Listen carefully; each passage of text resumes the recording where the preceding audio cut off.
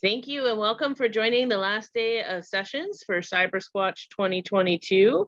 2021, holy cow. 2022 will not be Cybersquatch. We are going to do it in person or bust. We're going to figure this out. Today's session, Anna Beard is going to talk to you about the overlap of ballet and sword fighting. My name is Shauna Zach. I've been an organizer with the Swordsquatch for 5 years, and I've worked with Swordsquatch for 6 years. So first year I just did some volunteering stuff, and then they're like, hey, come back and actually help us organize this thing. So I did.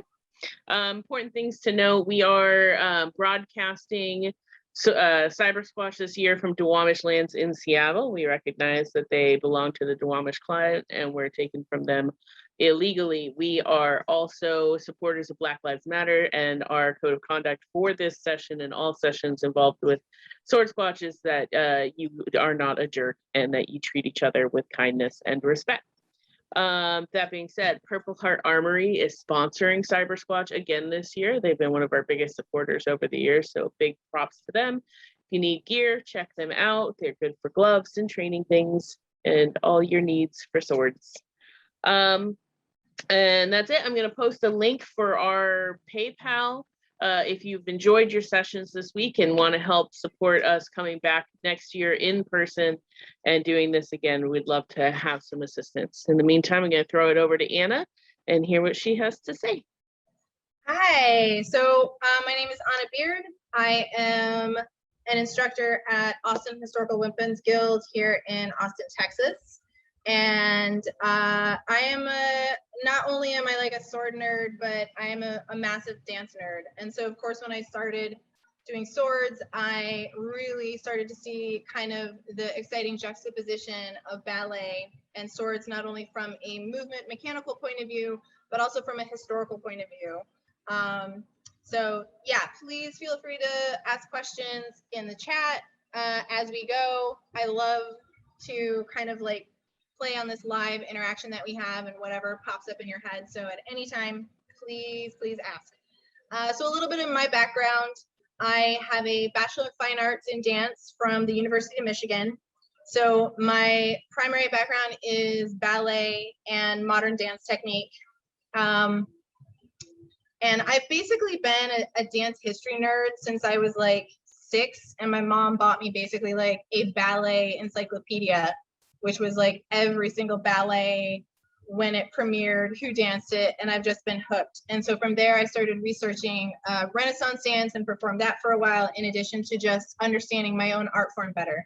So 3 years ago, when I started doing swords with Anthony Bonomo here in Austin, I started kind of like, Anthony, this is like ballet, or Anthony, don't you want to have this ballet thing in swords?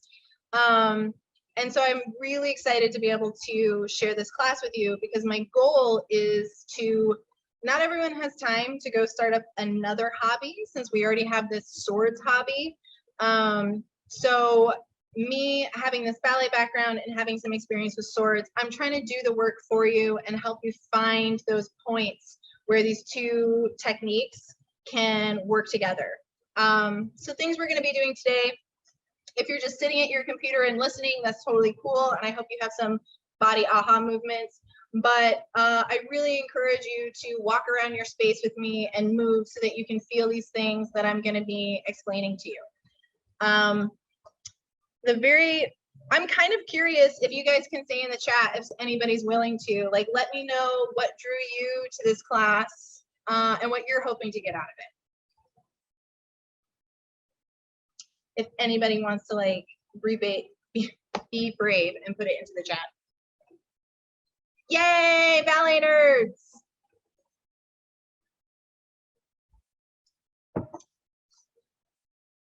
I love it. Yes. I love all these ballet connections. This is great. Yeah. I hope you leave here knowing something more about ballet. Cool. This is really exciting. I'm glad that we have like a smattering of different experiences. Yes, Cicchetti. So I started in Cicchetti, and then I became obsessed with Vaganova. So yeah, Vaganova. That's where that's what most of my teaching style is. Although because I started in Cicchetti, I do go back to my Italian roots here and there. Yeah, awesome. All right, let me see.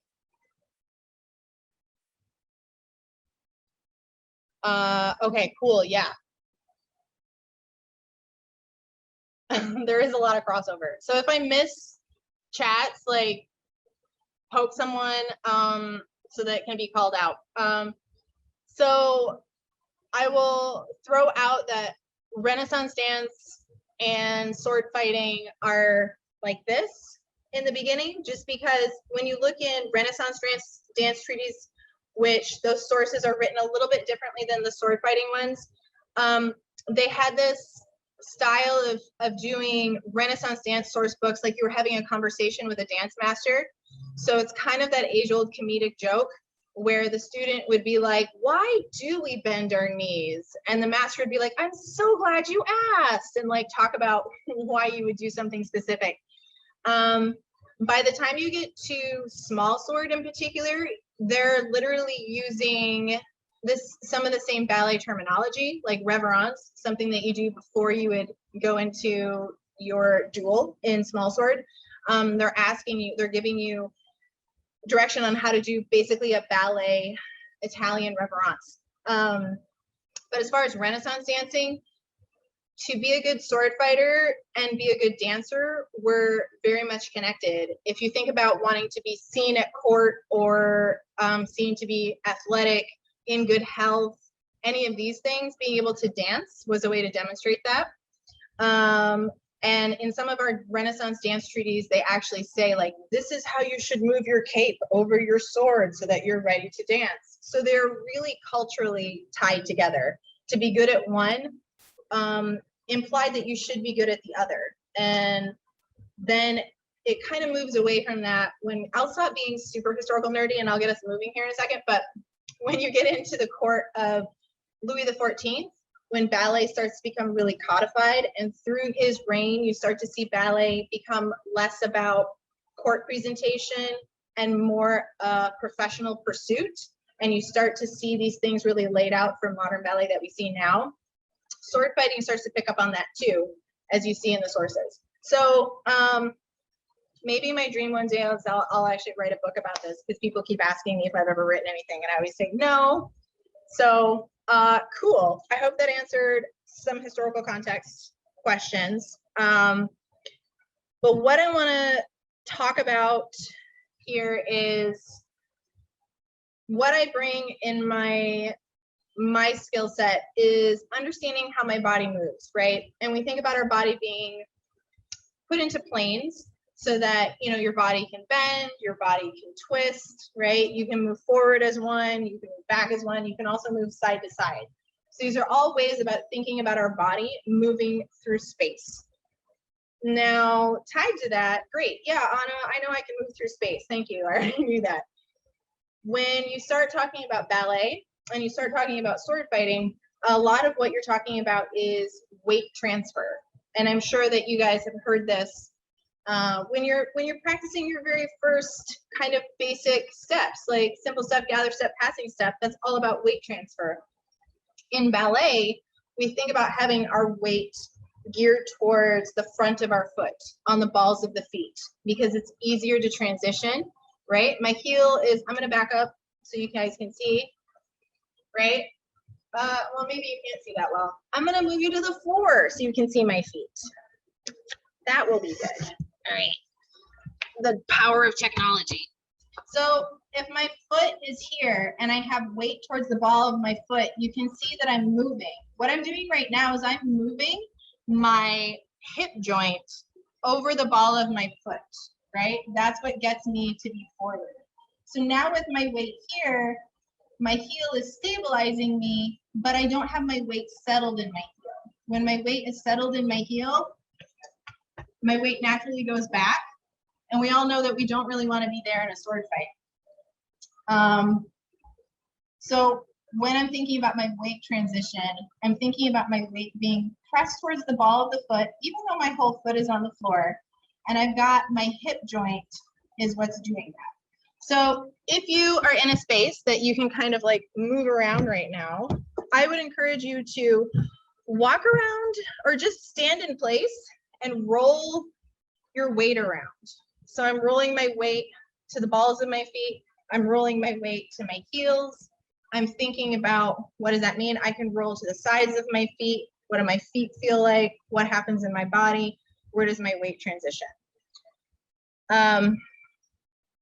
So that's kind of a really basic thing that when you aren't practicing an art form that is teaching you to use your feet, right, as these little bendy, beautiful things full of metatarsals, we tend to think of our feet as like full blocks. And you have a lot of mobility in that foot, and you can transition your weight just through your foot. Another thing I like to talk about is different sword fighting styles are going to require you to have your feet in different positions. Yes. But when we're talking about being in parallel position, you want to think about my not lining up with my big toe, right? Because that still kind of splays you out a little bit. And then you have play in your knees. So I like to think about my second toe being the one that brings me forward. Because then if I have my second toe forward, I'm tracking my knees directly over the tops of my feet, right? So if I'm here, if I'm lining up with my big toe, I'm going to be out a little bit, almost like in a half first position. If I'm thinking about lining up with my second toe and that heel is in line there and I bend, now my knee is like safely tracking over the top of my foot and my knees are really nice and in this lane. Whereas if I'm turned out a little bit here and I'm trying to still go forward, you can see you have a lot more play in your knees, right? So something that you can practice, this is a really nice thing to do while you're brushing your teeth. I call them toothbrushing moments, because technically you should be standing there and brushing your teeth for 2 minutes. If we were all super good humans and flossed after that, it would be even more time.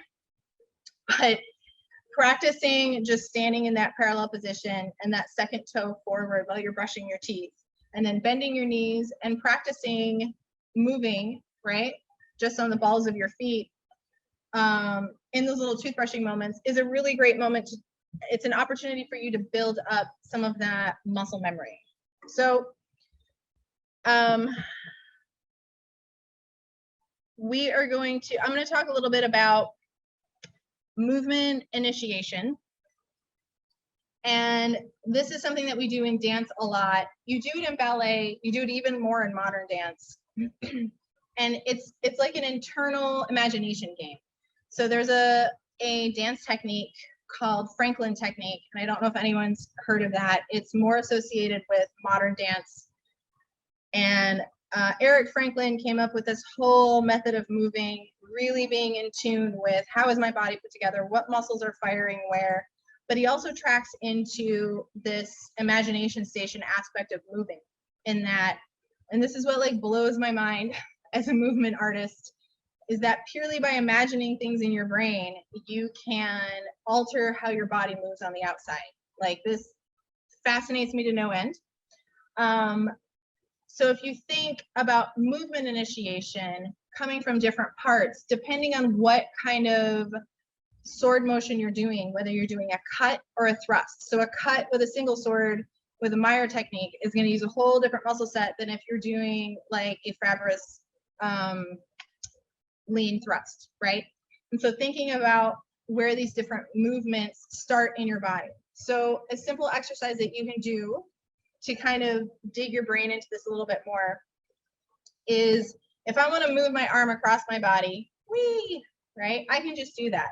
But if I start thinking about what is initiating that movement, I get something different.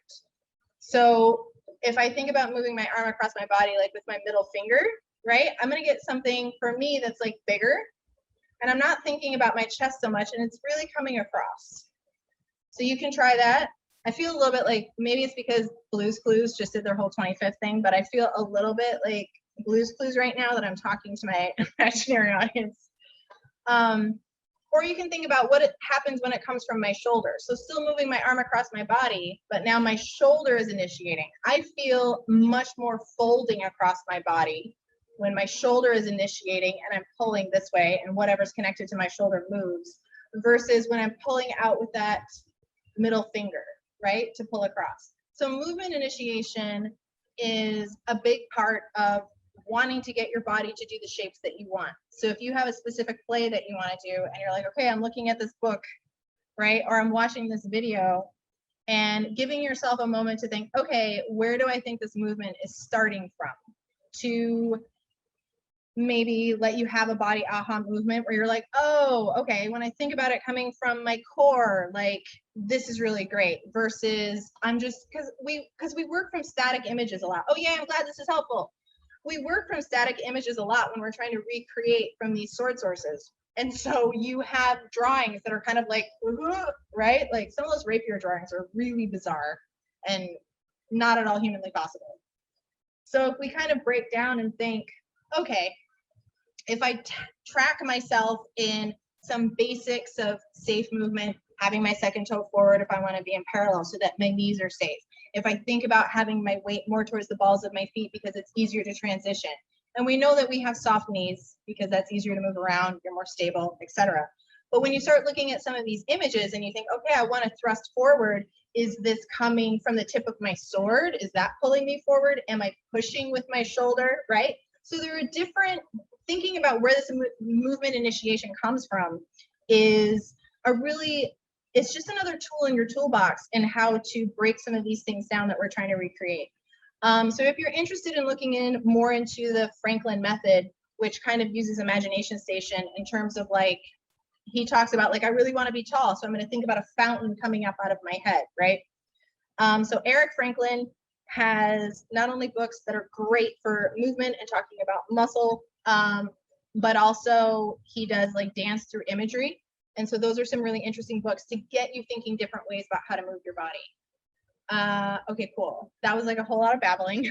Does anybody have any questions before I move on into more straight ballet technique? Yeah, cool. All right. So talking about moving through space, like when we first started here together, we were saying like, yes, I can move forward as a whole. Yes, I can move back as a whole. I can move side to side as a whole, right? I can twist, I can bend. So now you can start like Frankensteining these things together. Let me look. Where is my book? I have it written here. Let me tell you what it is. Maybe? Do I not have this written down like a ridiculous person? There we go.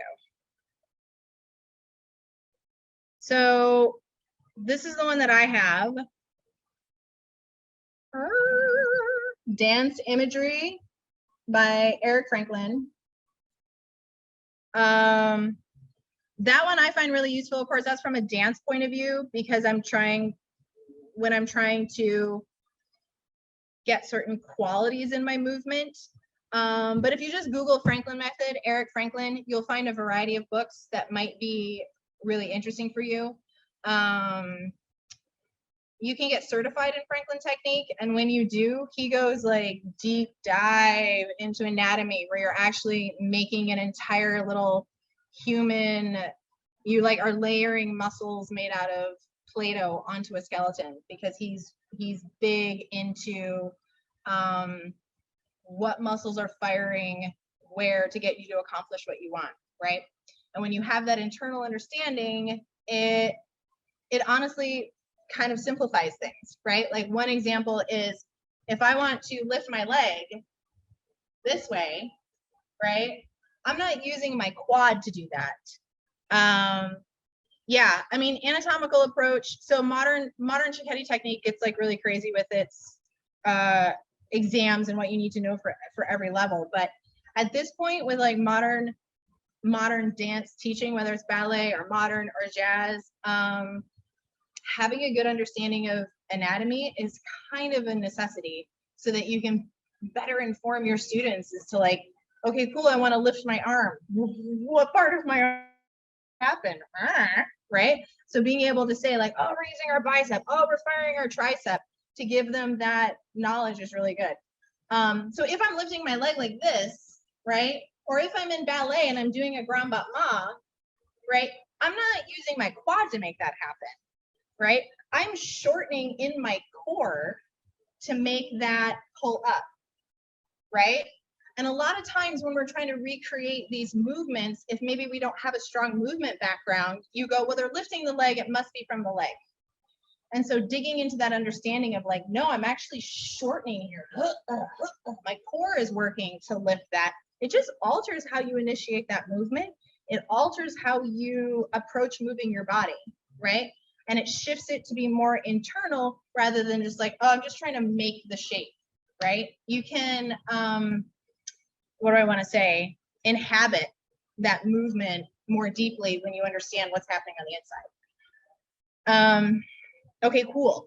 So talking about moving through space. So building on this idea of where's my weight, right? What's my movement initiation? Kind of like that whole jokey, like, what's my motivation?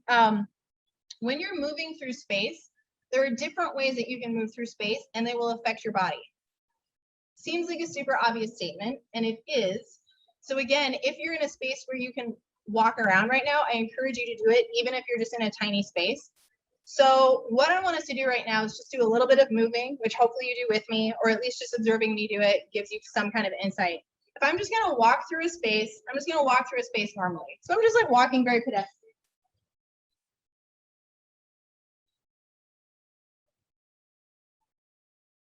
That looks really normal. Now, if I go into my imagination station and I think, okay, I'm gonna walk through this space and my nose is gonna lead me. Right? So now if I'm walking through the space, I look like this.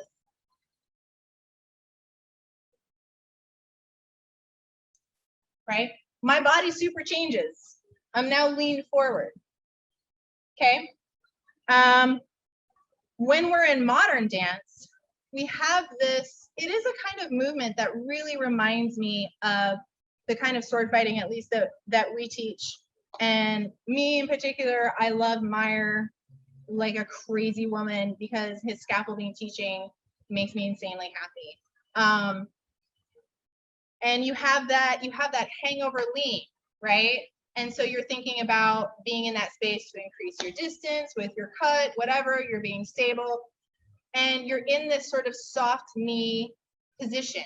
But I don't want to be popped out in here and having my ribs pop out, right? So I've got that belly button to spine, but how do I move in this sort of soft knee parallel position and feel like I am in control, that I'm stable, that I have good weight control? In modern dance, we really think about things coming from our lower back on our sacrum. So that is what pushes me through space, right? In this kind of core. So if I'm practicing a modern dance walk, you saw when I was leading with my nose, I was really leaned forward. When I was walking normally, I was pretty upright, but I'm very up. So with modern dance, you're thinking about bending your knees, and I'm pushing from my sacrum, my belly buttons to my spine to make sure that I'm not releasing these ribs. And so I'm here, and I actually will press my hands to my sacrum and kind of push on the back of my pelvis to help me walk. So I'm going to demonstrate that really quickly.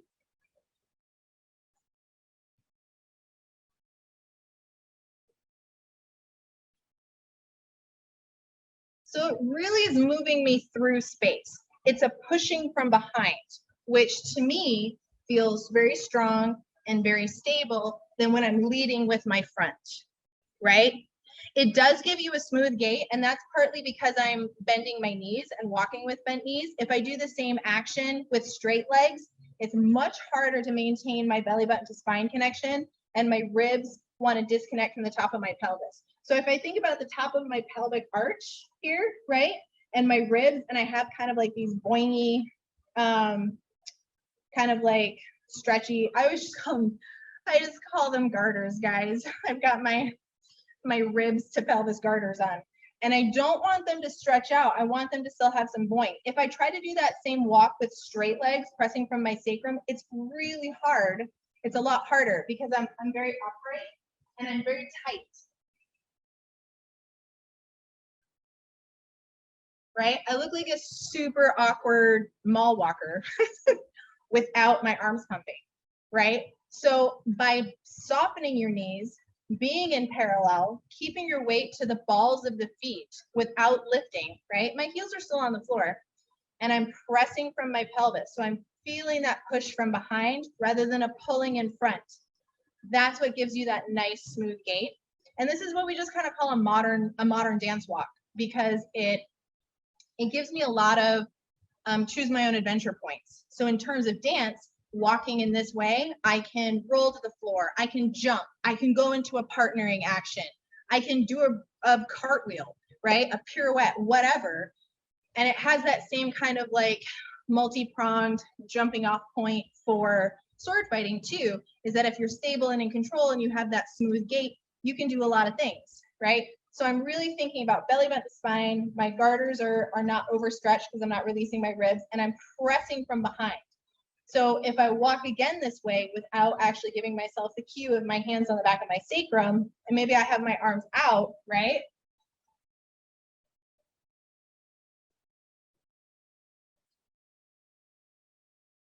I have a lot of freedom and I have a lot of control. So this is something that I really pull from modern dance for myself when I'm sword fighting.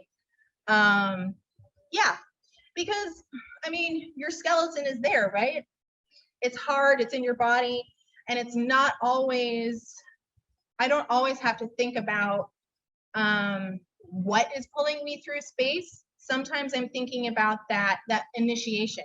So thinking about pressing off the back of my pelvis rather than pulling. Like if I pull from my sacrum, that's going to give me a really, I feel like anybody in here is too young if I say Ed Grimley, but it'll give me an Ed Grimley walk, which is not something that I want, right? I was still in parallel. I still had soft knees. I still had my weight towards the balls of my feet.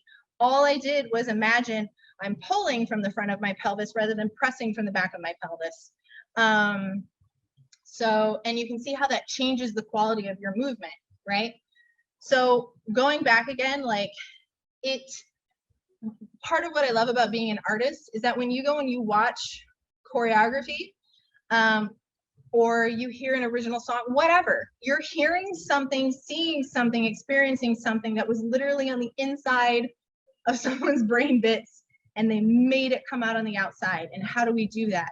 Yes, there's a technical aspect to being a dancer and being strong and having the athleticism, but there's a lot that goes on in your brain and how to get you to achieve certain things. And I feel like that applies to sword fighting too. And especially when we see these super strong connections between sword fighting and dance from the earliest points, people were athletic because of sword fighting. People were athletic because of dance, right? There's a joke, and I'm totally blanking on his name right now, but there was a guy that was invited to court by Elizabeth I, and the joke was purely because she loved his galliard, which is like a really invigorating, fast, small footwork, requires a lot of stamina dance, right? It's an opportunity for dudes in particular to really show off their calves. So, but being a good dancer could elevate you at court. And people believe that you should be practicing both. So it's like dance and sword fighting is all like this. And then, like I said before, once we start getting into sword fighting styles like rapier and small sword, where there are like stylistic aspects, like nobody can tell me that a Dorada isn't meant to be like stylish AF, right? Like that, yeah, you're stabbing a guy, but there's lots of ways you could stab a guy and void. You don't necessarily have to have like the arm throw of glitter super sass that happens with that. So the spectacle that's associated with dance and the grace and I mean, what we associate with dancers now, starts to get tied into sword fighting as we see ballet become a more professional pursuit and a more codified art form. Like sword fighting starts to pull a little bit from that, I feel. Okay, cool. I go off on tangents sometimes. I get super excited.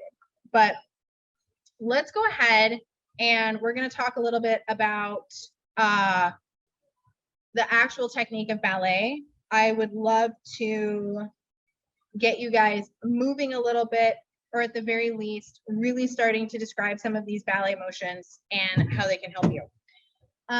One of the basics that we do in ballet is talking about our arms, right? We all know that holding a rapier like this, like I'm gonna be about it and say, like, even holding a rapier like this for 10 minutes, you're like, oh, right? Like, oh, that's a lot.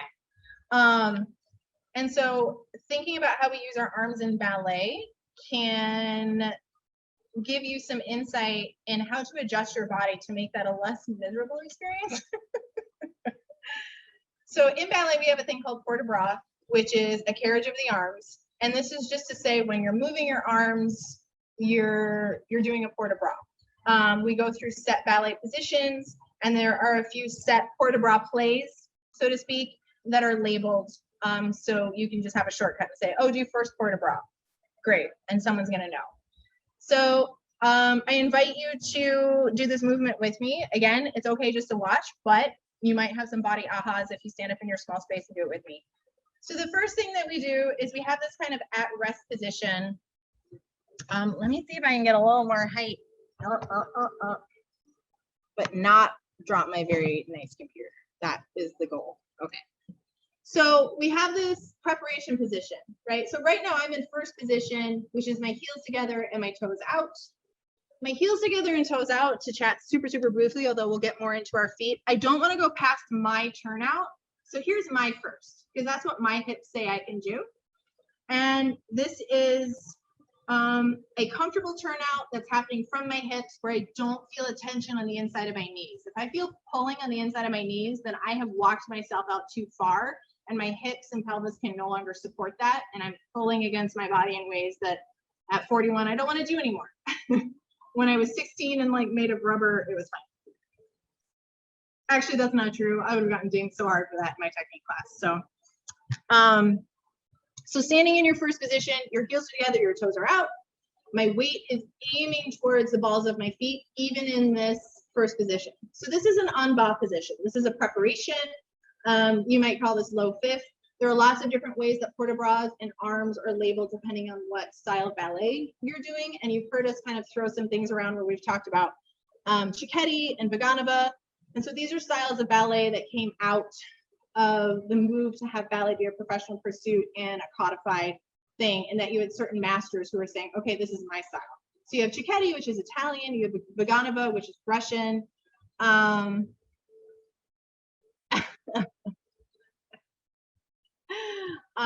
And then there's French and Royal Academy.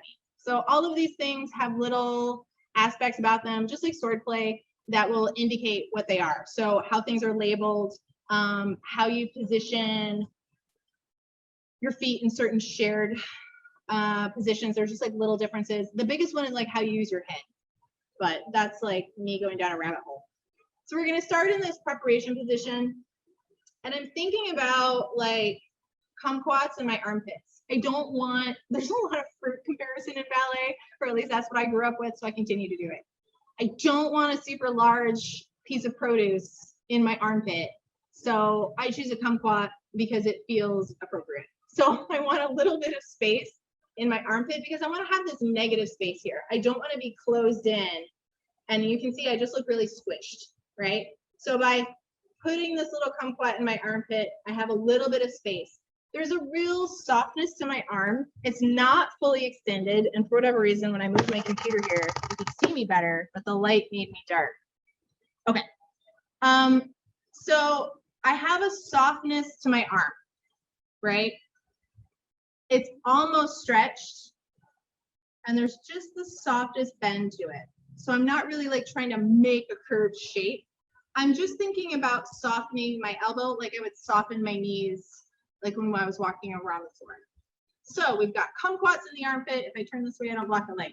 Kumquats in my armpit, a softness to my arms, and my hands are curved. I want to think about like holding an egg. I don't want the egg to roll off my hand. I also don't want to crush it, right? And be like this. So I just have a softness. You can also see that my arms are in front of my shoulders. I'm not straight side. What does that do? That pushes my ribs out and like starts to pop my rib pelvic girders, right? So again, I'm thinking belly button to spine, flip, and my arms are slightly in front of my shoulders with my kumquats and my armpits. Cool. This is the basics. You should not be moving your arms to lengthen them. You don't really have to worry about flipping my wrist in and out, right? Here's my umbop. Here's my first position. My first position is not straight across my body. You can see this cuts my body in half. I bring it down under the bust, or if you want to get super anatomical weird, I'm lining up with my xiphoid process, right? Which is where those ribs come together. So that's where my fingers come out, and you can see it really lengthens me. This cuts me in half and makes me look short and sort of like a floating head. And this gives me a really nice long and sort of like encourages this chest lift, right? So here. So I go from my umbop position, and all I do is come up. Nothing else changed. I didn't lengthen my elbows. Then I come up. You can call this high fifth. You can call this third. And you can see my arms are again in front of my shoulders. It's almost like you're shading yourself from the sun, and you come up. And it's the same distance. Even though the shape looks very different, I'm not changing my arms at all. And you can feel this back here, right? This is starting to do stuff. I'm not using my meaty, big arm muscles really to hold this up. I'm thinking about getting those shoulder blades down. I'm thinking about having like really long earrings. And for anybody who has ever worn something that's like lacy or catches easily, with like long earrings with little things that come off them, it's like the most annoying thing when you get stuck and you have to like, and then you have like a pull. It's super sad. So I don't want these earrings to touch my shoulders. So I'm lifting up and out while still keeping that belly button to spine connection. So my shoulders are down as I'm reaching up. And everything is happening in front. This right here is an excellent form for holding things out, such as a rapier, rather than kind of being back here. As soon as I come back here or bend my arm more, I'm asking my arm muscles to do more, which is like, oh, I get sad and I hate it, right? I want to push these shoulders down in this ballet position. Cool. So we've got these lovely positions. It's so good. And your shoulders are like, ew. We're going to open our arms a second. I should do this more in my life, but if I were to stand in first position with my arms in second for like 5-minute stretches throughout the day, I'd probably have much prettier arms than I do, because this is like a really big workout. Second position of the arms is one of the most, it seems like it's so simple, like you just have your arms out to the side, and this is one of the most complicated positions to teach, I think, arm positions to teach new dancers, because there's a lot going on. So here I am in this first position. Cool. I'm going to open my arms to the side. Now, I'm not straight side. I'm not like the Da Vinci picture, right? My arms are still curved forward. They still have the same curve from here. I haven't changed that. So they're curving forward. You want this to look like an invitation to a hug. So unless you're like gonna chest bump someone, or you're just a really odd hugger, you usually don't invite a hug like, yeah, totally like a Klingon bird of prey. Exactly. I'm not going to invite a hug this way, right? This is like, unless you're used to doing this like with your friends and it's like wackadoo. If you're kind of doing like, oh, I just met this person at a Kima event, I'm gonna hug them, like, well, I don't know, that's probably not a good example because that does happen. But I want my hug to be technically inviting, so I'm gonna have my arms slightly in front of me like, hey, here, come hug me, right? So from our kumquat position, without bending, without extending my elbows anymore or bending them anymore. They come forward a little bit. Okay, cool. Now I don't have my arms straight out from my shoulders. They're slightly lower. Again, this is coming off of my first position. That's where it's opening. It's not coming straight here. So I open. Now, this is where it gets really terrible because I want, this is all correct. This is all correct. I want this to like run downhill. So this is like some Jeff Goldblum, Jurassic Park, Chaos Theory, water dripping business. I want this drip of water to always run down. I don't want to do this with my arm and have it pool in my elbow. So my shoulder is here and it's almost like I'm rolling my shoulders forward. Oh, I mean, rolling them forward a little bit, but then I want you to see the inside of my elbow, but then I want my hand to be ready for an emergency handshake. There's a lot going on in your arm there to make that happen, right? And this is, why do I go on and on about port de bras? Because how you hold your arms in ballet and how we use our arms in sword fighting, yes, when you're using cuts and stuff, it's going to be different. But when you're getting, I feel like port de bras is really a nice combination when you start doing things like small sword and rapier, where you're doing smaller motions. You're not doing like these big massive cuts from like Dusac or Messer. So something like this, whether you practice it every day or not, brings a new understanding of your body and how I'm coming down off my shoulder blades. I'm still wearing my earrings. I have my arms curved forward. I want you to see my elbows. I should see the inside of elbows in my peripheral vision, and my hand is moved so that you can do an emergency handshake, right? If I'm like this, someone can't easily emergency handshake me, but here. So yeah, you're like a really beautiful Klingon bird of prey. I suppose you could think about this being more Romulan, right? Don't they close and come forward? I don't know. We're making some good Star Trek connections here. So yeah, that is the basis of using our arms in ballet, which I like to talk about because it just gets you thinking about, you have, just like your feet have all this mobility to move forward and rock and side to side, you have so much more ability in your arms to kind of move these things. And when you get into modern dance, then you're starting to talk about curves and all kinds of stuff. So we are better than just being stick figures. It's better than just like, am I to the side? Am I to the front? Like you have a lot of things that you can play with. Cool. Are there any questions there or anything popping up for people before I make you do more ballet?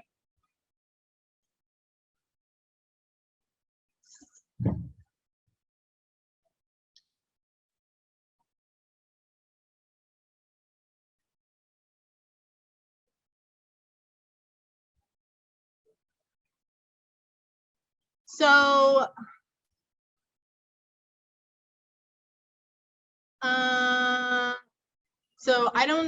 Quatra, I don't know what you're referring to right now. So if you poke at that a little bit more, I can help you, possibly. So while I do, okay. So yeah, that's what I assumed you were talking about.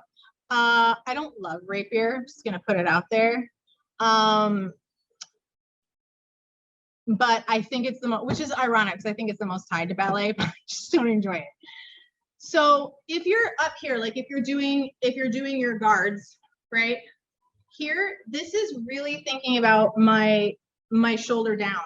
I don't want to think about lifting up from here or even lifting up from my hand, because if I'm lifting up from my hand, like with my palm up, I'm asking my bicep to sit here and hold me, right? If we go into that position that we just did with these shoulders back in here, and if I go from ballet first position and I just extend out, this is a much more stable position for me. I feel like I can hold this a lot longer than if I don't go to that port de bras kind of position prep and I just lift. Like if I'm just lifting here, I'm coming up and I'm making the shape, but I'm not thinking about what's internal. So if I think about those shoulders down, my long earrings, and I come to first position and then I come out, now you're asking bigger positions to do. Yeah. You're welcome. Cool. Okay. Yeah, actually with wrestling, because when you're doing those wrestling games and you're thinking about, cool, I want to break that person's structure, like this is like keeping those shoulders down and thinking about how can I move my arms? What's my mobility? Can I come under to like grab that person's elbow and like push across? Yeah, I think that has a nice application as well. Okay, cool. So,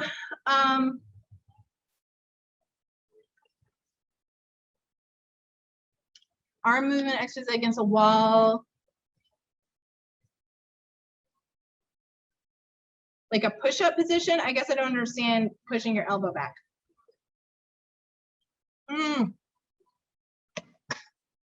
Yeah, I mean, I guess it depends what your goal set is. Yeah, if you line up your shoulder blades to a wall, then you don't, I wouldn't, for ballet, what I'm specifically talking about, yeah, then you wouldn't want your elbows to come back to the wall. That would inform you that you're pulled past and you're releasing ribs. Yeah, so that definitely, I don't know, I'm from Michigan, so I talk about hockey and like peripheral vision, and like if I'm a new hockey player, my peripheral vision is still good and I can still see the inside of my elbows. Older hockey players, I don't know. They definitely have less teeth. Okay. So let's move on to the ballet plie. So we're gonna, normally when I do this class in person, we would just do like a foreshortened ballet bar, but in kind of a demo, I just want to move through it a little bit quicker so you can see what I'm talking about, because we can't really like work together the way we would in a normal ballet class. So we're going to talk about a demi plie. Everything is in French. Yay, Louis XIV. So our plie means to bend, and we're just thinking about bending our knees. However, going back to that idea of movement initiation, if I'm starting in my first position and I'm going to do a demi plie, which is a half bend, right? Here we are. I'll do a couple demi plies and then I'll come up and babble a bit. So I'm in my first position, I'm in my en bas, and I'm going to demi and stretch. Demi and stretch. Okay, cool. What is happening here? Because it looks really simple, like I'm just bending my knees and stretching. I am bending my knees and stretching, but there's a lot more internal work that's going on. In that first position, as I do a demi plie, I want to be able to have a turned out position, glutes, and then you're gonna get familiar with the thing that I like to call your underbutt. Yeah, right up under your underbutt where you have those rotator muscles that allow you to turn your hips in and out.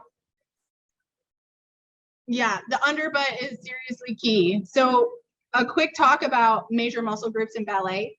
Yes, they have a job to do, but I often joke about ballet is like you're standing on a street corner and you're over here and the post office is over here, and your major muscle groups are like, cool, just cut through the trees there and you're at the post office.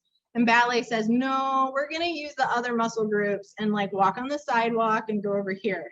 It's harder, it's longer, but you can attain more when you use these like small stabilizer rotator muscles and not always use our glutes or our quads to accomplish what we need to do.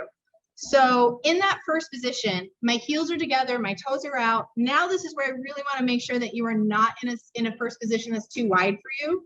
And you're making like your own slice of pizza here, right? And so I jokingly refer to this shape that you have as your home slice. This is your working position.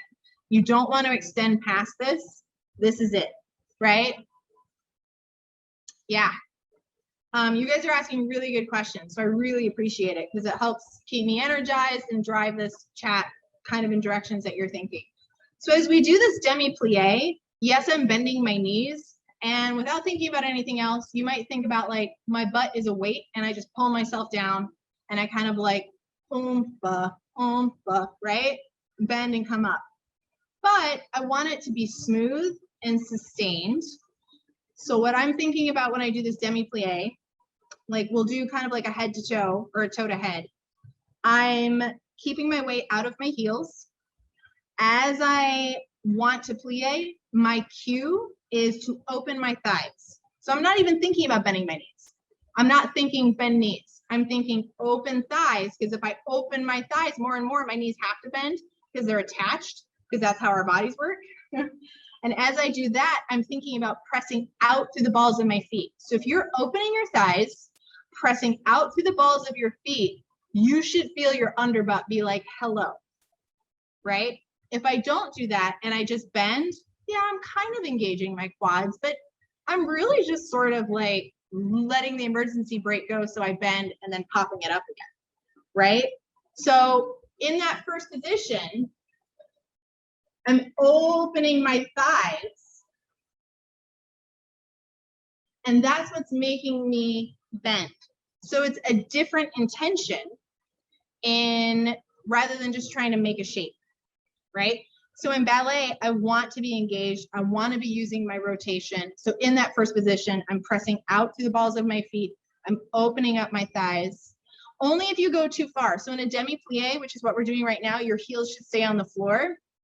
If you go into a grand plie, which is all the way down past, which I'll demonstrate here in a second, then your heels would come off the floor, but only because your body is telling them to, not because you're forcing them. So I'll show you a demi and a grand, and we can talk about the difference. So there's my demi.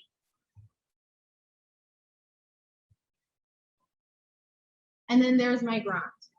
So with the demi, I kept my heels on the floor, and I went as far as I could while keeping my heels on the floor, opening up my thighs, pressing out through the balls of the feet, still doing all the other stuff I want to think about, belly button to spine, right?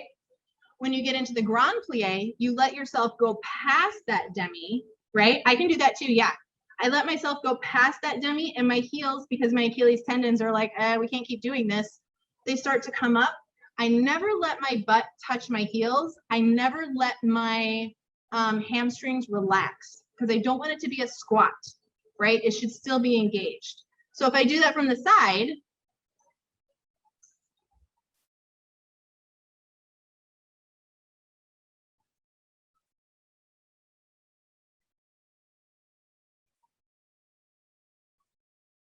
right? I'm still aligned, shoulders over hips. My belly button to spine is what's helping that happen. The more I open my thighs, the more I can tap into these lovely elastic connections you have in your pelvis. When you're in parallel position and you bend, you don't have as many options, right? If I'm in parallel and I bend, I can't rotate here. I can go here and I can go here, but I'm locking my pelvis kind of into this frontward action.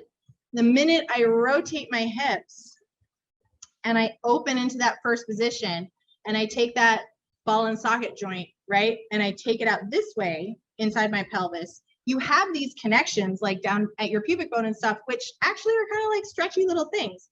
And it allows your pelvis to be like these two big wheels and come out a little bit, right? Or come in a little bit, depending on what you're doing. So when I'm in that first position, by rotating these hips out, I now have that ability, as you can't see anything, it's like I'm playing, like I'm in an elevator. I can stay upright and bend either in a demi or to a grand plie, right? But that belly button to spine is what engages my core to help keep my shoulder over my hips. Because if I try to do a grand plie, if I do it from the side and I don't hang on to my core, then my body is like, whoa, we need to balance you. And so then this is what happens.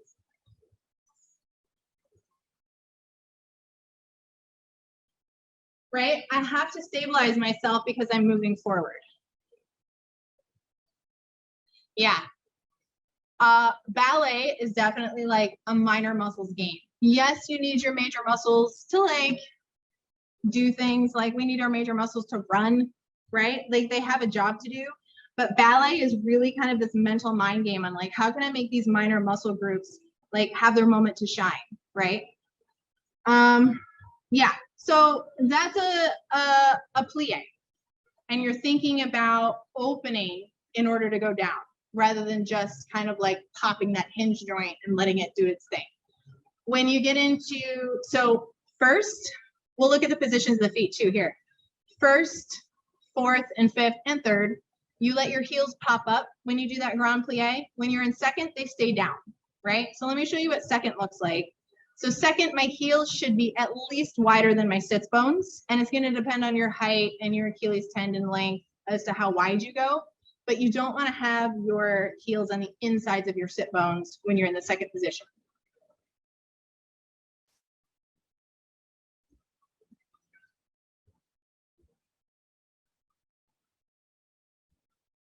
And then from the side.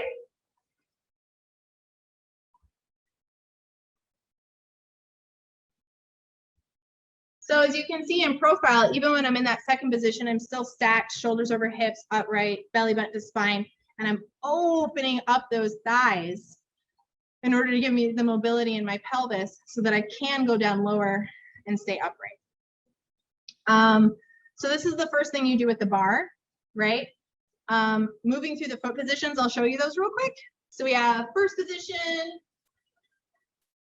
second position, third position, which is heel right at your instep, fourth position, which is stepping forward, and then fifth position, which is heel to big toe. So third position and fifth position are very similar in that they're a cross position. You're bringing a foot across. It just depends whether you go to your instep or whether your heel and your big toe decide to be best friends. There are some stylistic differences in your fourth position, whether it comes off of, whether it's more open or a little bit more crossed. Yeah, so let's move on to a tendu.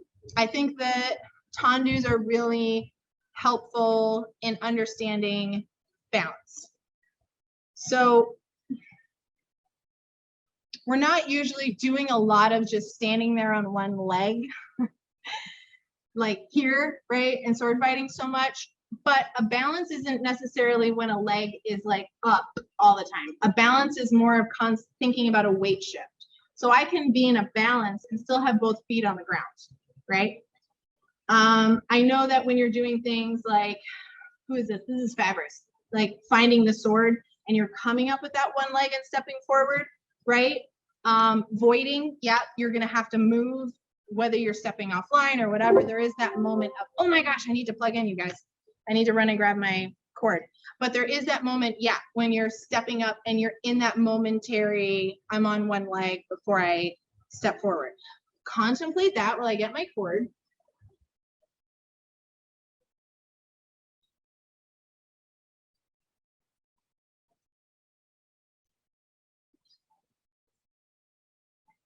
So we're going to talk about good ways to find balance, whether your foot is on the ground entirely or whether you're in some of those transition moments. So we're going to do tendus from first. Again, working from your home slice here is really, really important. Also, how well can you guys hear me when I step back? Because I have no concept. Okay, cool, awesome. I will babble more from my farther away position then. Okay, so when we're doing our tendu, and we're in this first position, and I'm gonna work with my right leg, okay? So the very first thing I have to do is I have to get my weight off of my right leg so that I can move it. Because if I don't, then that happens. Right? Which sometimes you might want to do. You might want to slide and take that foot with you, that weight with you. But for the purpose of ballet, for a tendu, I don't. So I'm in my first position. So I want to free up my right leg. The very first thing I do is I'm going to take my left hip and I'm going to shift it to be over my left ball of the foot. Whoop. Right? So if I, some people know what I'm talking about when I say if I had a plumb line that went from my left hip, I would want that plumb line, that weight, to be over the ball of the foot on my left, because then I'm balanced and I can pick up my right and do whatever I want. As far as that supporting foot goes, I'm still thinking about keeping my weight towards the ball of the foot. And if anything, I'm thinking about keeping my weight forward towards my big toe. Not so much that you're going to be rocking your foot and pulling up your baby toe from the floor. But for ballet, having my weight in the ball of the foot and rocked slightly towards that big toe is a much better space for being able to quickly change direction or move into a jump or whatever it is that I want to do. So in that first position, I'm going to shift this left hip over the left ball of the foot. I'm standing up nice and tall. I'm not sinking into it. So I'm nice and level in my hips. And now, like, this foot can do whatever it wants in life, because my weight is over here, okay? And you're gonna feel your underbutt on this one, because I'm not letting my quad be in charge. I'm not locking my knee and having that quad locked be what keeps me up. I'm using these rotator muscles and these little minor muscle groups to like keep me up. So your underbutt is really gonna feel that one. So I'm shifted over, right? Shoulder over hip, hip over the ball of the foot. I'm gonna come to my second position, the arms. I'm gonna tendu forward. The inside of my heel pushes forward. The ball of the foot is still on the floor. I push to a point. I come back to the ball of the foot and close to first. And maybe I transition my weight back to 2 if I'm done. So again, transition my weight, push that foot forward and in. So let me show you from the side. I transition my weight. I'm pushing the inside of my heel forward. The ball of the foot is still on the floor. I go out. There's no weight on this right now. And I'm rotating outwards so that I can show the world the inside of my heel. My foot starts to pass through that ball of the foot again. The baby toe is pulling it back, and I come in. So that is a lot of mechanical. There's like a fly that really wants to be a part of our Swordsquatch talk. That is a lot of mechanics going on and a lot of balance. I always joke about, like, if you go, someone takes their very first sword class, or they take their very first like aerial class, there's like really cool stuff you can post on Instagram that first day, right? Like maybe you're climbing the silks, or you did a cool shape like a mermaid on the trapeze and you feel awesome. Or you go to your first sword class and you're like, here's me literally with a long sword. I look awesome. When you do ballet, there's no real first day Instagrammable moment. Seriously, fly. Okay. There's no Instagrammable moment because the moment is you standing in their first position with like all this internal work going on, right? So the internal work of a tendu is a lot, and you will feel your instep start to be like, I didn't know we could do this. I didn't know we could move this way, right? I had a professor in college that one of the students finally just got her a t-shirt that said metatarsals, metatarsals, metatarsals, because she was saying it all the time. Because we have these like fantastic metatarsals that let us do all of these cool things with our feet, right? And so the tendu is really starting to warm you up through those. Your foot should have a love affair with the floor. So I encourage you to try this tendu with me.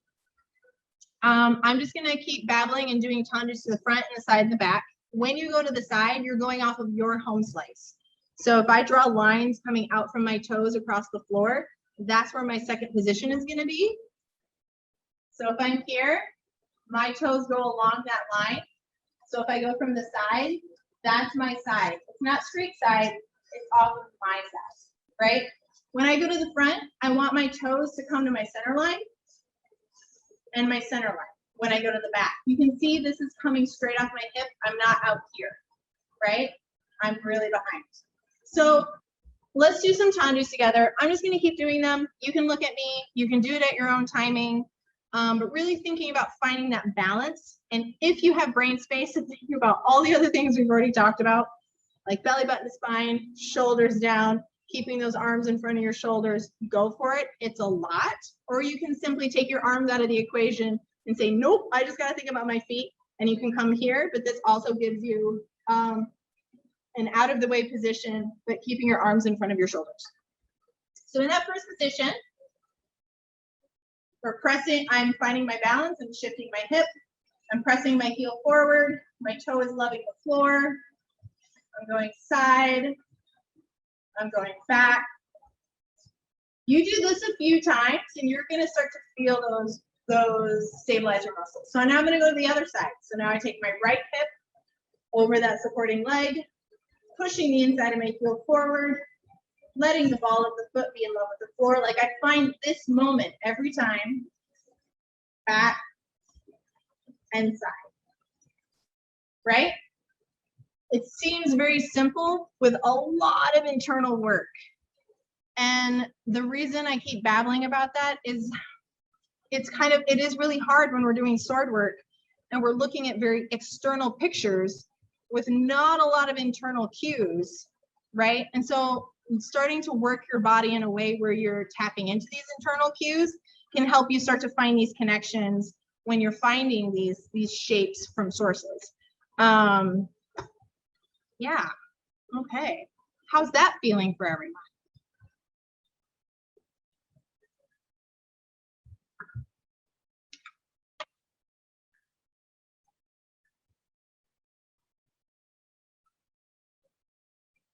Awesome.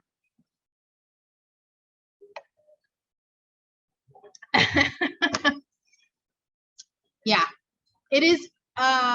When you've done other movement arts, whether that's soccer or whatever, and you have these kind of like muscle memories built in, it's hard to kind of deprogram yourself and try and focus in on just something like move my heel, right? From like Kill Bill, wiggle your big toe. It's really hard. I mean, it kind of comes down to, this is what I tell people, there's only so many ways you can move a body, right? Like my joint and my arm, my elbow, it just does this. Like it could go the other way, but just the once, and it'll be really unpleasant. But in terms of like mechanics, when you're learning movement art forms, my joints only work in certain ways. So we start to see some of these connection points from Eastern martial arts and Western martial arts and dance, and because all these different forms have found ways that they can move the body, right? But some of those are just going to be similar at some point because joints work how joints work. Yeah. Yeah.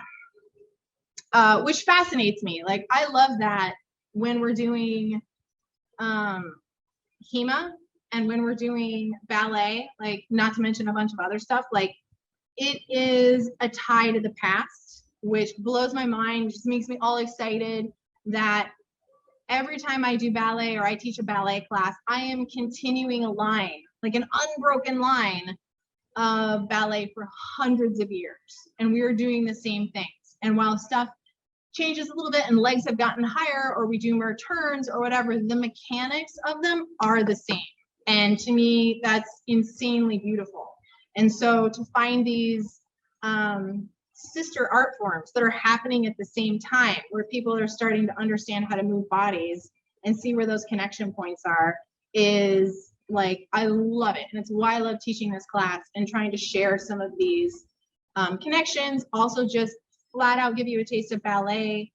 Yeah, it's really, really exciting. And I think that Anthony knows way more about Louis XIV now than he ever thought he possibly would.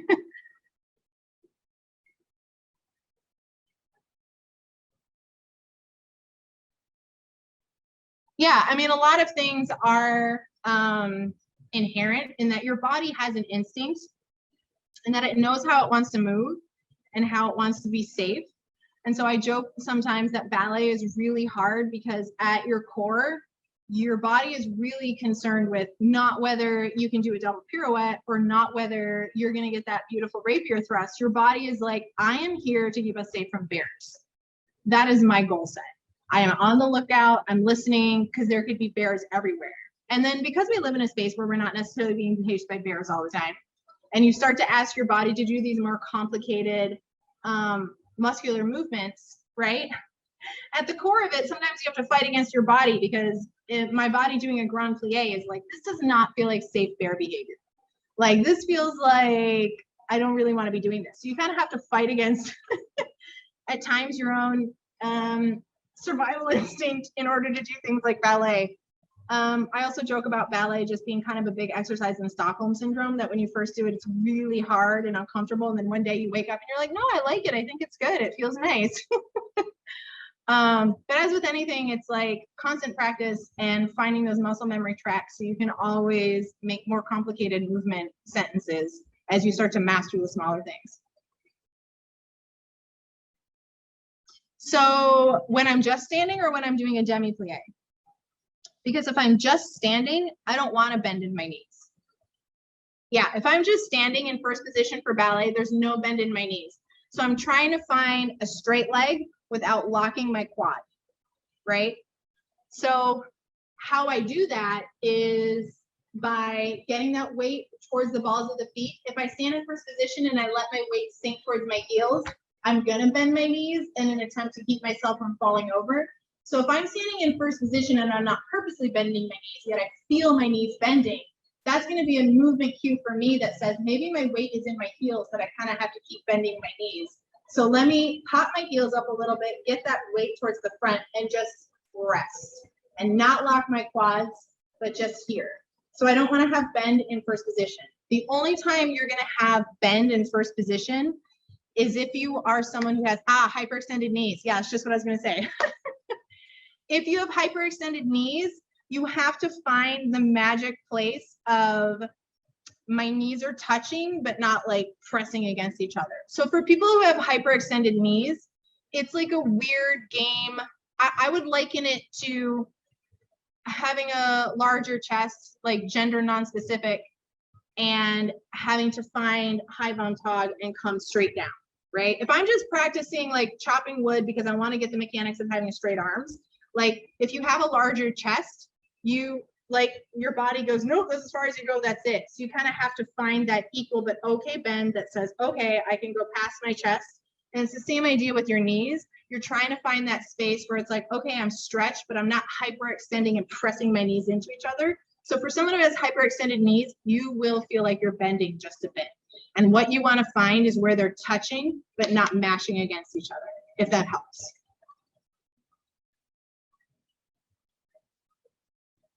Cool, awesome. All right, so we're gonna move on to, I also have no concept of how much time I have with you guys. In a Swordsquatch. Yeah, you have all the time you need. The next session is at 6 p.m. So, Okay, cool. I mean, technically you could go up to 4 hours. I mean, I would love to go for 4 hours, but probably my family will be like, where have you been? We miss you. Or maybe not. Maybe they're happy I'm out. But thank you. Okay, cool. I just wanted to like moderate my time because I am, it is hot here in Austin, Texas, although it's hot everywhere right now. So I am starting to feel a little bit like, okay, I've been talking and standing around in this room for a while. So I'm going to move through a couple more things that I would really like for you to have in your ballet toolbox. And then I would love to just spend some time like chitty chatting with you guys if you have more questions and stuff. And I'll throw it out now before I forget. But if anybody has any kind of follow-up questions, you can find me on Facebook easily, or you could even email the school, Historical Weapons Guild at gmail.com. Like there's lots of ways you can get a hold of me if you wanted to continue some ballet nerding out. Cool, so we're gonna move on to something called a dégagé, which is sometimes called the battement jeté in other forms. Dégagé means to disengage. So plie means to bend. Tendu means to stretch. Decage means to disengage. I'm going to disengage my toes from the floor. So we're going to continue using our tendu technology, but we're just going to augment it a little bit. So from that first position, I'm going to go out to a tendu, but when I get to this point where the ball of the foot is still on the floor, when I go to a dégagé, I'm just going to push. I'm going to push a little harder, and so my toes come off the floor. So I get to this point where I could do a tendu, but I'm going to do a dégagé because I really push through those toes. So it's literally like if you do this with your hands, this is the feeling of why you do a dégagé, why you push away from the floor, right? A dégagé is super dorky, but I always say rule of thumb is don't go higher than your thumb off the floor. A dégagé is small. So a dégagé goes into the wheelhouse of the section of dance that we would call petit allegro. That's what it applies to when you get into center, small and fast. So I don't want big, clumsy dégagés, right? We can do those with brushes and we have grand battements later. But I want my dégagé to be very small and dynamic. And someone's beeping their horn. So we're going to do some dégagés. Everything we did for tendus still applies to this. I want to find my balance, and now I am kind of like true balancing. And then I'm going to be lifting my toes off the floor, right?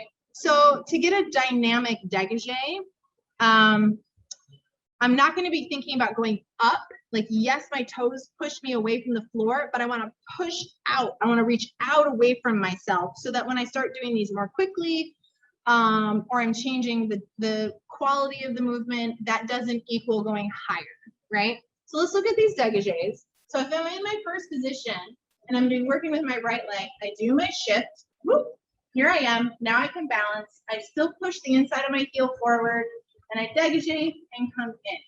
I push off and come in, right? So we're pushing off the floor. I'm nice and balanced. Sometimes if I'm holding onto a bar, I'll let go to see if I'm balanced. If I'm in center, I might lift my heel a little bit to make sure I'm getting my weight over the ball of the foot. And then I go off of my home slice. I'm doing my side, right? I'm doing my back. This one's tricky. Your chest does come forward the tiniest bit to accommodate the fact that you're lifting your leg to the back, right? So if I'm going to the back, I have to accommodate my chest ever so slightly because my pelvis is tilting somewhat, right? So when I go to the side, here's my side. You can see it in front of my hip. Here's my back. I move forward ever so slightly, right? So you start to feel your underbutt more because you're being more active and you're throwing yourself around a little bit more, right? This can help you if you're doing springs in sword fighting. I know in Meyer in particular, sometimes he says step, sometimes he specifically asks you to spring. And so this kind of idea of like, if I'm gonna go offline, maybe I kind of wanna think about that dynamic dégagé to get me where I wanna go, right? It's just a different way of moving that's not so slow and sustained and can be short bursts of energy. The next thing, so how does that feel? Does anyone have dégagé feelings before I move on to other stuff?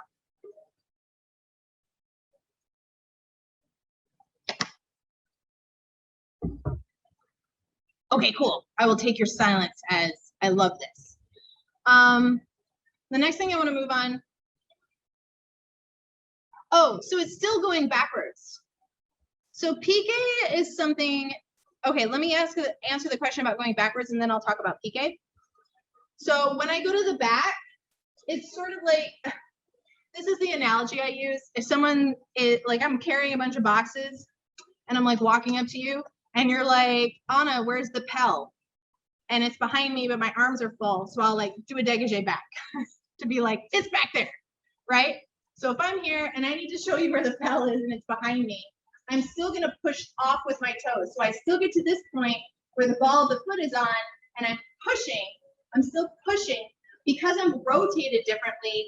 I'm pressing my heel forward and you might feel like it's your baby toe that's going upwards, right? But the impetus is still coming from this half tendu, push.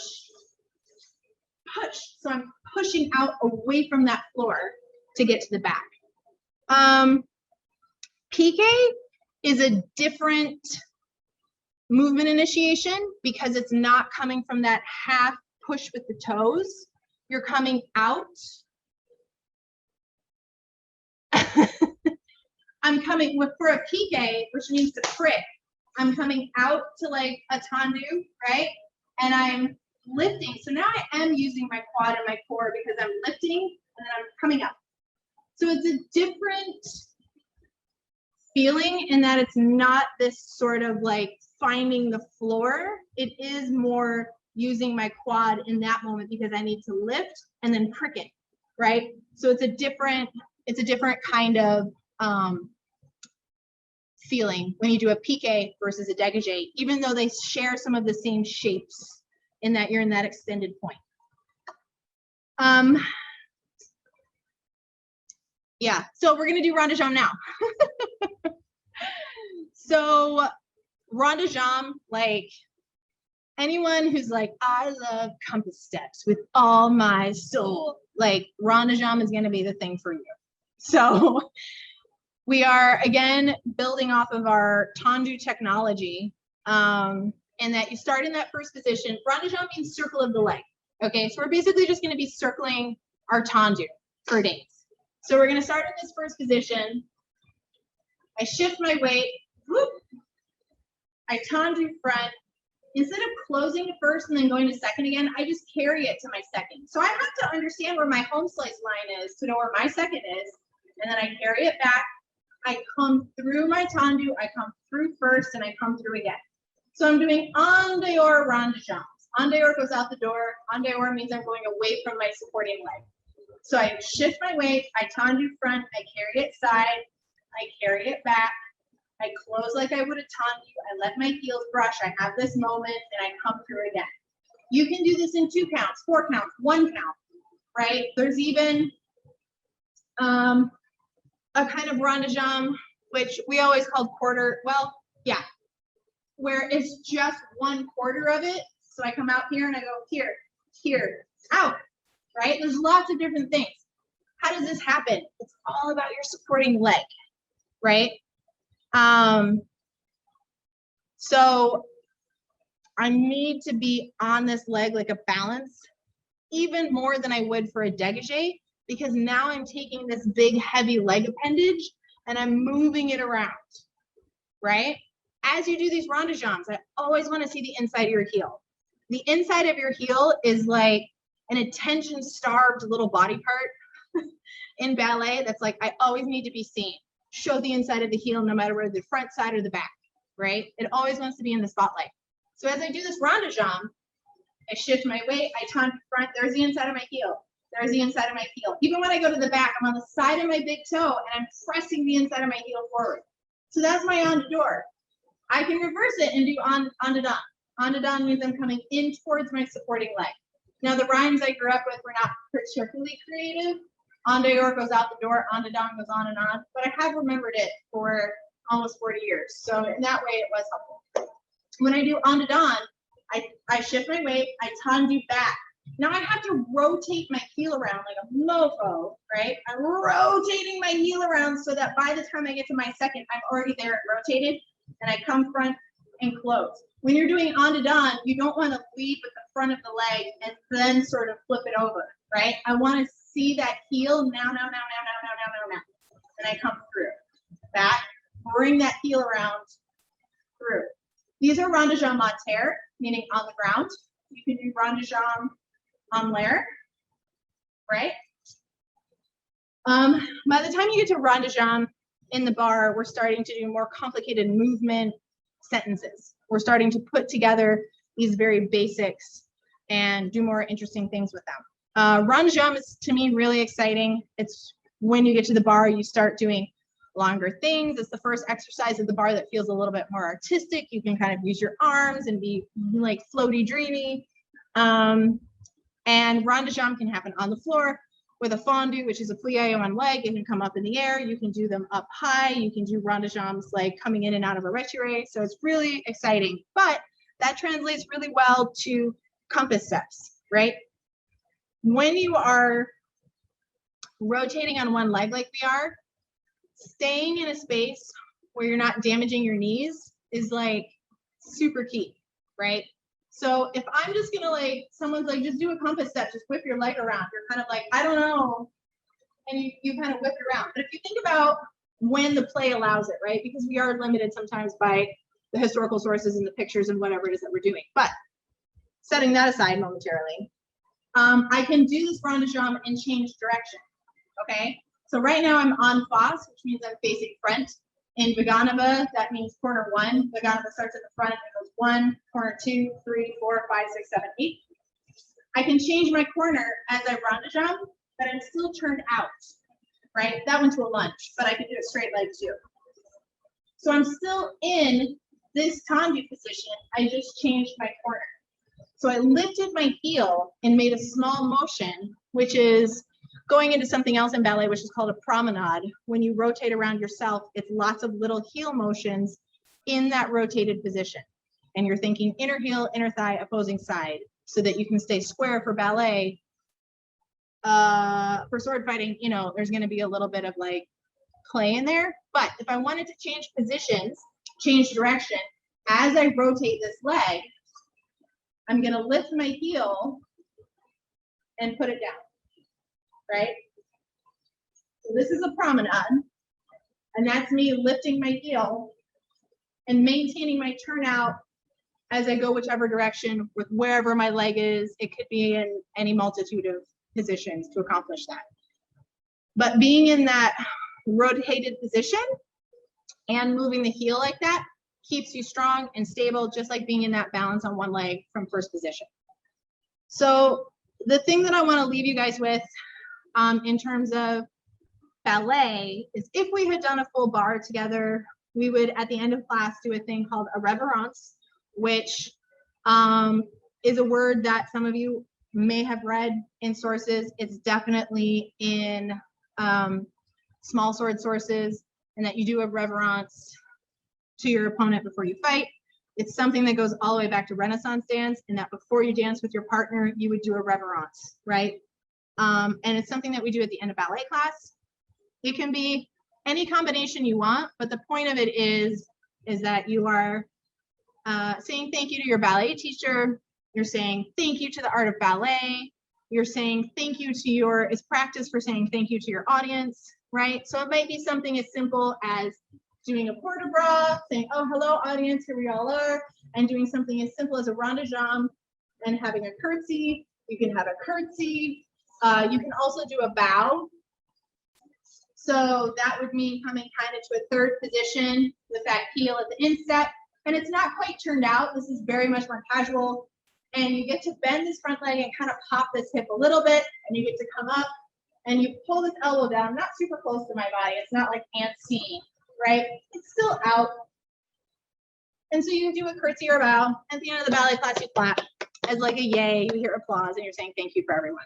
So that is my class, which is sort of talking about movement theory and initiation and how you can be in space and wait, and then giving you a small taste of ballet to maybe have some of those body aha moments that you can take to your sword training or back to your ballet training, depending on what you're doing. So yeah, that is my class. I hope you guys enjoyed it.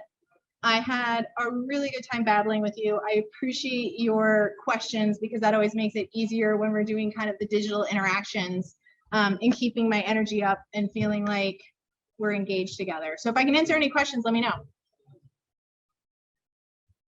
Yes.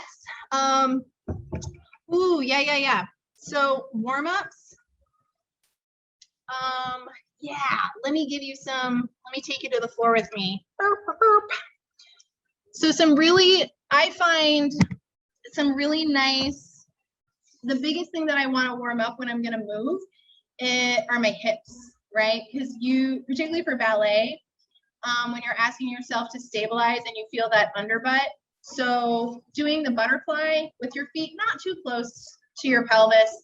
And I'm just over. I'm not trying to pull myself down. Anytime I do a stretch, warm up or cool down, I just want to settle to where my body says that's it. If I have a goal where I want to increase that, I'm going to inhale. I'm going to exhale and let that exhale pull me a little bit. And I'm just going to sit there for a little, right? So this one's really good. I'm a huge fan of Rock the Baby. So if I have a nice straight back and I'm scooping under here, I have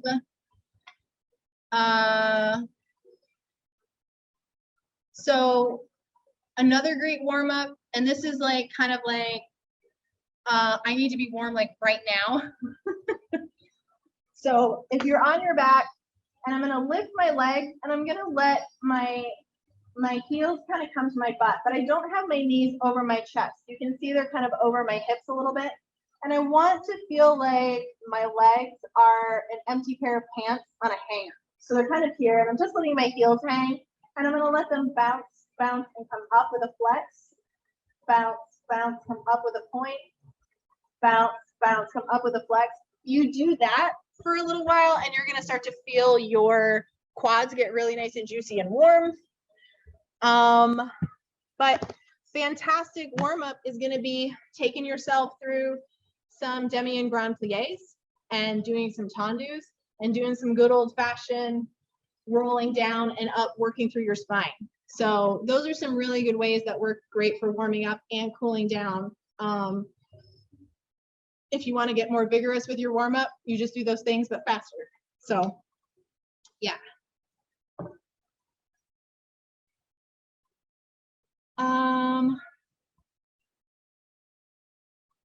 Yeah. Okay, so I have a couple of books. I have, let's see. I apologize because I thought I had all this stuff written down. These are some really good ones. So Fabrito Caroso, let me type that.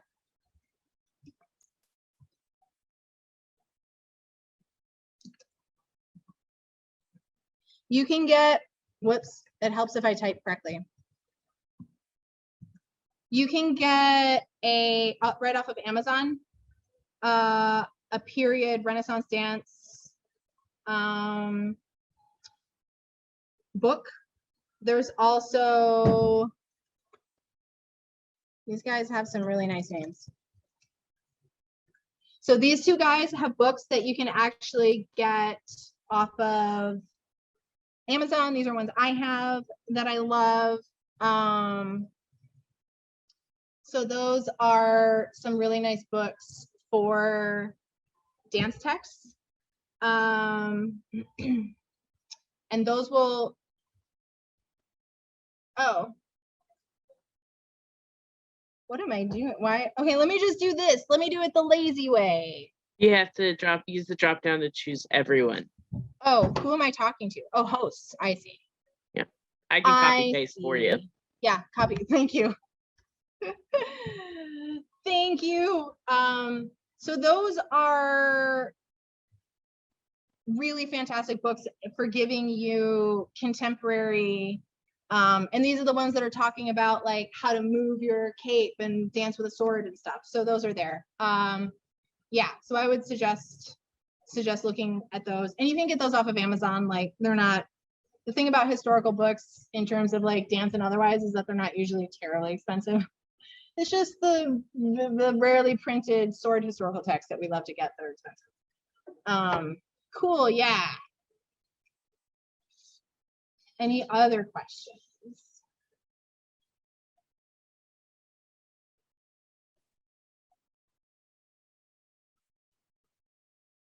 Anna, this has just been absolutely fascinating. Thank you so much for doing this video. You're welcome. Yeah, that was great. You're super welcome. And let me just like rep Swordsquatch. So you guys were the first place that I like traveled and taught that gave me an opportunity. So the last time Swordsquatch was in person, I was able to teach my teaching methods workshop, and I loved it. I loved your event. We recommend it to all of our new people as an event to check out. That's super welcoming, but also has all of the challenging stuff you could want. So I really hope that I'm able to continue teaching with you guys. I would love to, as I'm doing this ballet kind of like scrunch workshop, more people are saying, oh, I'd love to take a straight ballet class. And I would also love to teach like Renaissance dance too at events. So I would love to have you do, like, just for sure, next one, I would love to do like a Renaissance dance. Like, if we get, like, we need to find a place with a dance floor for the after party. Like, that's been a big thing we've been looking for. That's my dream, is whoever's like, cool, I'm just gonna take this Renaissance dance, like, unbeknownst to everyone else, is that we get to do like a sweet pavane Renaissance dance entrance into the after party, like the yes. court. So everybody who's in this chat, if you want to have a really sweet court entrance, take the Renaissance dance class. Yes. Thank you guys so much for being a really engaged and fabulous class. I had a great time being able to dance nerd out with you. I hope this gave you aha moments.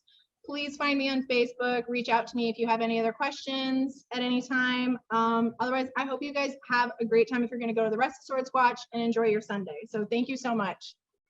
Agreed. Thank you. And we have one last session today at 6 p.m. It'll be a panelist with a bunch of people talking about wrestling. So come check that out. And I guarantee you that I have seen every one of these people on the panel throw somebody like crazy hard and be like, oh, geez. So definitely worth your time. And we hope to see you guys later. Thanks again, Anna, and everybody have a great Sunday.